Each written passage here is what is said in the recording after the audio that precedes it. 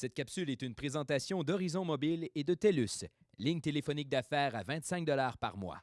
1-844-685-4856.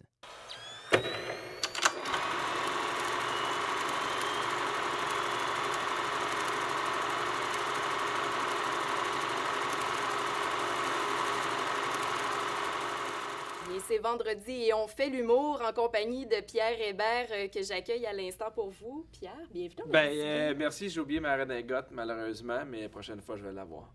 Redingote, est-ce que j'ai... à cause du concept Oui! historique? Oui, exactement. Ah, OK. C'est le seul nom de vieux vêtements que je connais. Fait que je l'ai sorti redingote. Ben, ça marche parce que Madame Biguet porte une redingote. J'ai commencé d'emblée avec le personnage de Renaud parce que c'est un incontournable dans votre carrière.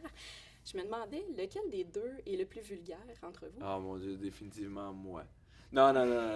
Ben, en fait, Renaud, il est vulgaire, mais tellement une belle naïveté, tellement une belle candeur qu'il peut dire n'importe quoi. Là. Moi, je suis... on dirait que des fois, je vais être vulgaire, mais juste avec des gens qui ça fâche. On dirait que par provocation, des fois, je vais faire exprès pour faire des blagues déplacées pour les gens que ça dérange. Puis j'ai tellement d'amis que ça dérange pas que dans ça là je suis même pas vulgaire parce que on dirait que c'est pas intéressant. D'accord. Ça peut peut-être être un côté adolescent aussi, parce qu'il y a Vrac la vie qui prend quand même de l'importance dans votre vie, émission que vous avez créée, écrite et jouée. Vous avez un public adolescent et les parents aussi suivent. Êtes-vous intergénérationnel? Hey, mon Dieu, on a tellement pas fait ça en se disant les parents vont les écouter, les enfants aussi. T'sais, on n'a pas écrit en se disant ça va être pour telle tranche d'âge. On l'a écrit en savant que c'est un public jeunesse, mais que les parents nous arrêtent en disant nous, on aime ça l'écouter avec les enfants, notre enregistreur numérique qui est plein. Ben, c'est le fun parce qu'on est content de savoir ça aussi, mais on se fait arrêter Vrac la vie autant par les enfants que par les parents. Vous avez un visage très familier au petit écran.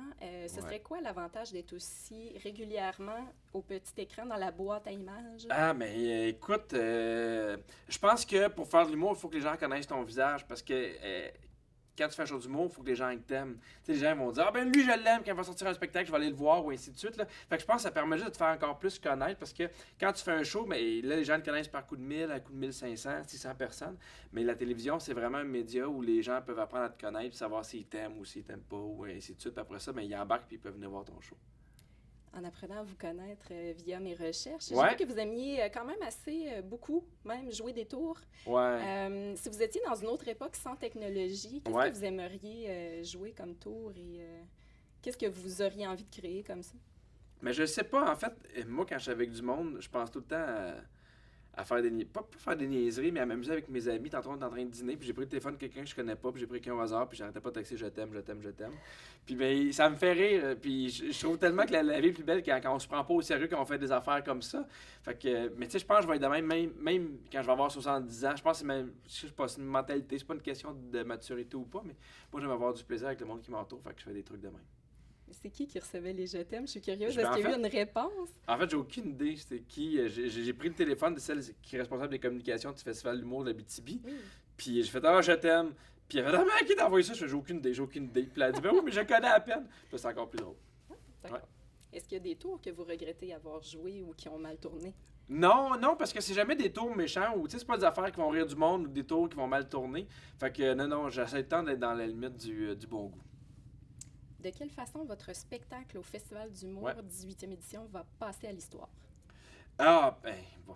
En fait, moi, je suis pas là pour passer à l'histoire. Je suis juste là pour que les gens aient un bon moment puis qu'ils aient du plaisir. Mais tu sais, en fait, c'est super égoïste parce que ça fait 4 fois que je viens puis j'aime vraiment ça venir. Cette année, j'avais des vacances jusqu'au 12 juillet. Puis j'avais dit à mon agente, on touche pas à ça, il n'y a rien qui rentre. Puis elle a fait, écoute, Pierre, on aurait peut-être le Festival de l'humour. Puis c'est la seule affaire pour laquelle j'ai accepté d'ouvrir mes vacances parce que c'est le fun ici. Puis on dirait que le public, il sent aussi que les humoristes ont du plaisir. Fait que c'est comme une espèce d'échange super le fun. Les humoristes qui restent ici 3-4 jours, ainsi de suite. Fait que, en fait, ça ne sera peut-être pas passé à l'histoire, mais on va passer un bon moment, ça c'est sûr. Qu'est-ce que vous avez retenu de notre région pour avoir envie de venir nous voir comme ça? Mais en fait, c'est les gens. Il y a comme de quoi de débile, là. Tu sais, on arrive, il y a 5, 6, 7, 8 000 personnes qui sont assis, qui écoutent. Des fois, dans un bar d'humour, puis il y en a 40, puis t'as pas cette écoute-là. Les gens sont contents. Puis c'est le fun parce que tu restes, puis t'as le temps de jaser avec le monde, tu soupes, les gens viennent te parler, tu vas prendre un verre, tu parles aux gens. Il y a vraiment de quoi de super cliché, mais il y a de quoi de très accueillant chez le monde de Val-d'Or, puis qui fait en sorte que tu as le goût de revenir à chaque année. Bien, j'imagine que vous allez être invité, mais pour la suite des choses, est-ce qu'on peut vous suivre sur les internets ou ailleurs? Comment on peut se tenir au courant de Pierre Hébert? Facebook, Twitter, c'est l'affaire la plus facile. Facebook, je mets plein de niaiseries à chaque chaque 2-3 jours, là, pour faire fâcher les gens. Ah, pour faire fâcher. Ben non, mais il y a des gens qui m'écrivent « Ah, ça, c'est pas drôle! » Puis ça me fait rire. Fait que je fais « Ah ouais, moi, j'ai trouvé ça drôle! » En tout cas, plein de niaiseries écoute sur Facebook, là. Et bon séjour, Pierre Hébert. Merci. Merci.